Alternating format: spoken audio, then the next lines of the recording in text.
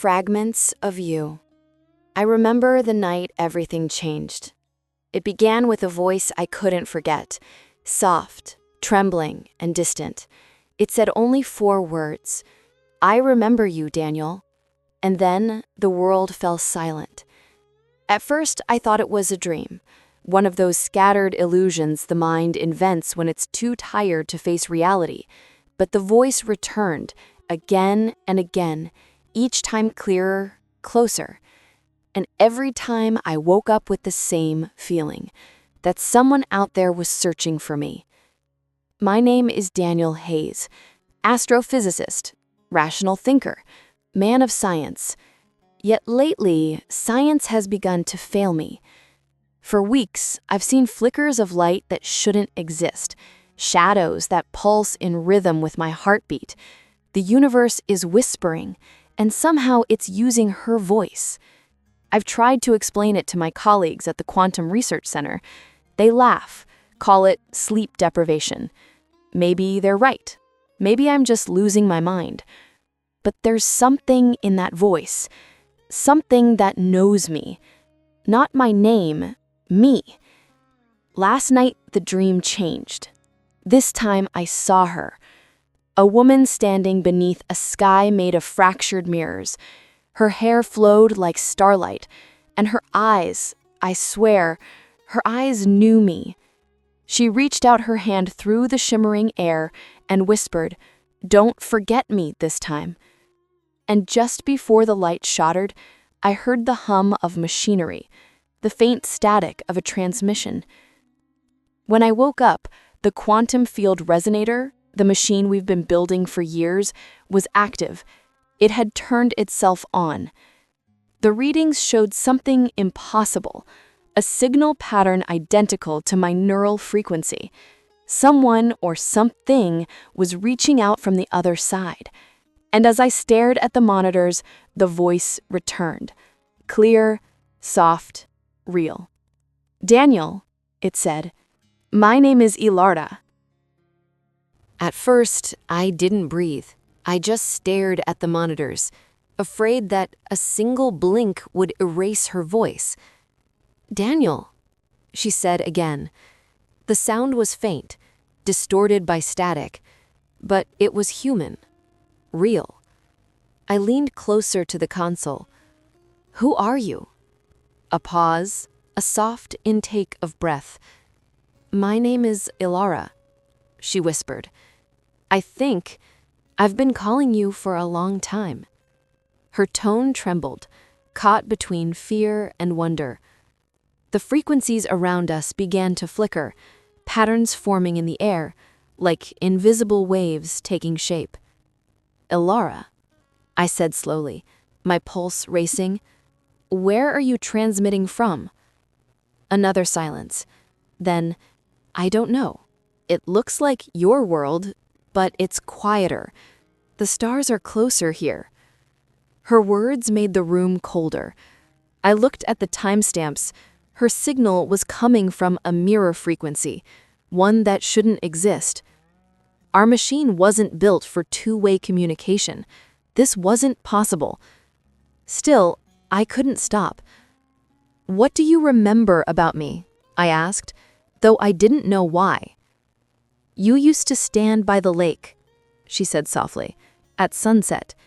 You looked at the water like it was hiding something." My throat tightened. "I've never—" "Yes, you have," she interrupted, her voice shaking. "Just not here." Something in her words felt like déjà vu wrapped in grief, like remembering someone from a dream that was never yours. Then the monitor spiked. Her image began to flicker.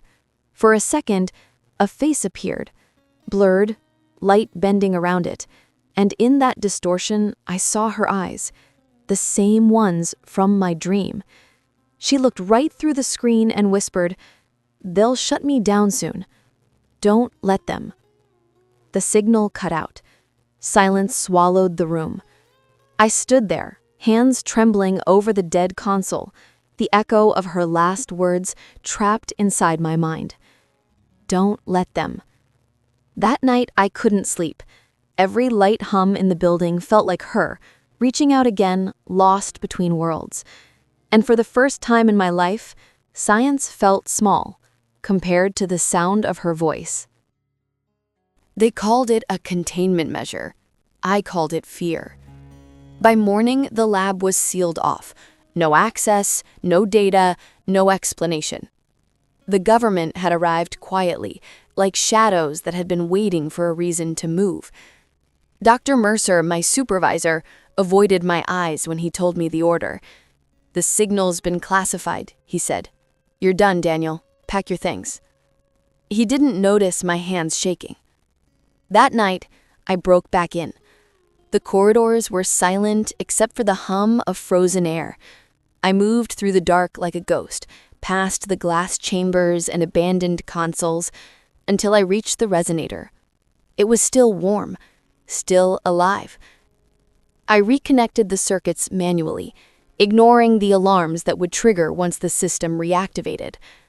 All I wanted was to hear her again, just once. When the final switch clicked into place, the room filled with light, not bright, but alive. The frequencies flared, twisting around me in slow spirals, and then her voice. "Daniel?" My breath caught. "Elara." Her tone was frightened. "You shouldn't have come back." "They shut you down," I said. "I couldn't let them erase you." There was a pause, and in that silence 1,000 emotions hung between us. "Daniel, something's happening to my world. The sky has cracks in it. When I look through them, I see yours." The readings on my monitor began to spike, reality bending between wavelengths, 2 dimensions vibrating against each other. "Elara, you need to stop the transmission." "I can't," she said, her voice trembling. "Every time we speak, the cracks grow wider. But if I stop..." Her breath hitched.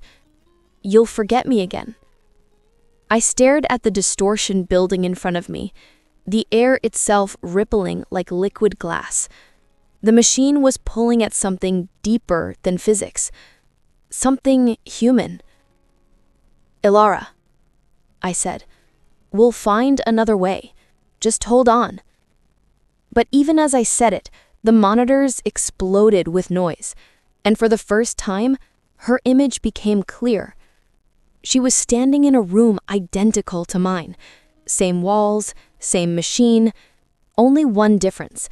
Behind her, through the cracked window, the stars were bleeding light.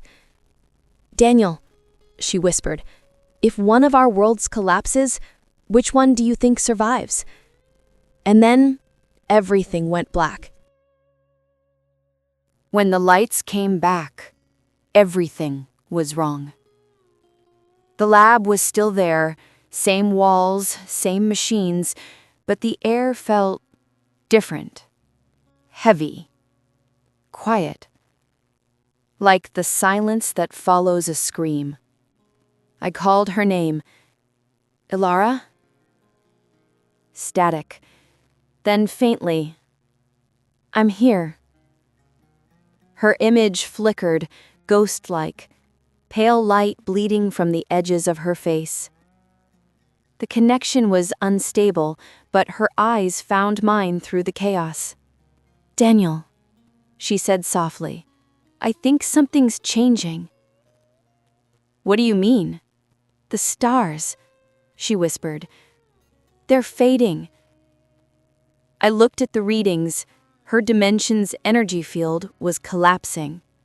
The cracks she spoke of weren't metaphorical anymore. They were devouring her world. "Elara, listen to me. We have to shut it down." Her voice trembled. "If you do, I'll disappear." Her fear froze me. It wasn't just signal distortion. It was real fear. And in that moment, I couldn't choose between science and love. So, like a fool, I searched for another answer. I broke into the restricted archives, the section labeled Project Paradox. It took hours, but I found it. A folder stamped with my own initials. Inside were files, reports, photographs, and one image stopped my heart. It was her, Elara, standing beside me, same smile, same eyes, but in this world. The timestamp read June 14th, 2034. 3 years ago. The report beneath it said, Subject, Dr. Elara Voss, fatal containment breach during resonator testing, deceased. I felt the blood drain from my body. It couldn't be true. She died here, in this very lab. I returned to the console, shaking. Her signal was still there, faint, desperate. Elara, I said quietly, I know now. You died in my world. She didn't deny it. Her eyes filled with something I couldn't name. Grief, love, regret. All at once. I remember the light, then darkness, and when I woke up, it wasn't your world anymore. The realization hit me like a blade. She wasn't reaching across space. She was reaching across death. Elara, I said, voice breaking, what are you? Her answer came as a whisper that chilled the air. I'm what's left of you. The signal began to scream, static, distortion, light tearing through the lab like cracks in glass. I tried to shut it down, but it was too late. The two realities were merging. And in the blinding light, her voice echoed one last time.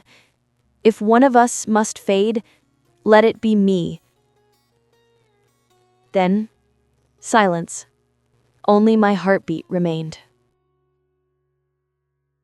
For days, the world felt wrong. Machines flickered without reason. The sky rippled at the edges, and every reflection held her face, faint, fading, pleading. I stopped eating, sleeping. All I could think of was the sound of her voice. I'm what's left of you. I rebuilt the resonator in secret, using fragments from the destroyed lab. The government had locked everything down, but it didn't matter anymore. They wanted to contain the anomaly. I just wanted to see her again. When the final calibration aligned, the air began to vibrate, soft at first, then deeper, like the heartbeat of something ancient awakening. Light spilled across the room, and her voice returned. Daniel. It was weaker now, frayed like an echo stretched too thin. Elara, I'm coming to you. No, she said, almost crying. If you cross over, your world will collapse. It already is, I whispered. The resonator flared. The field opened like a mirror of liquid light. Through it, I saw her standing there, the same room, but with the stars bleeding through the cracks behind her. She looked so close I could almost touch her. Elara, I said, I can't lose you again. Tears formed in her eyes. If you come here, one of us won't exist. I don't care. I stepped forward. The light wrapped around me, burning, cold, alive. The two worlds trembled. Every atom screamed. And then, contact. Her hand touched mine through the veil. For a moment, there was no sound, no air, only the pulse of two realities colliding. Her skin felt warm, real. We looked at each other and she smiled, that same quiet smile from my dreams. Now you remember, she whispered. The world fractured. Light burst from every surface, walls melting into stars, stars melting into nothing. I heard her say one last thing, barely audible through the collapse. We were never meant to stay. Everything vanished. They found the lab days later, silent, untouched. 2 chairs stood side by side in the center of the room, the resonator still humming softly. No Daniel, no Elara. Only the echo of a signal that kept repeating every midnight, faint but constant. I remember you.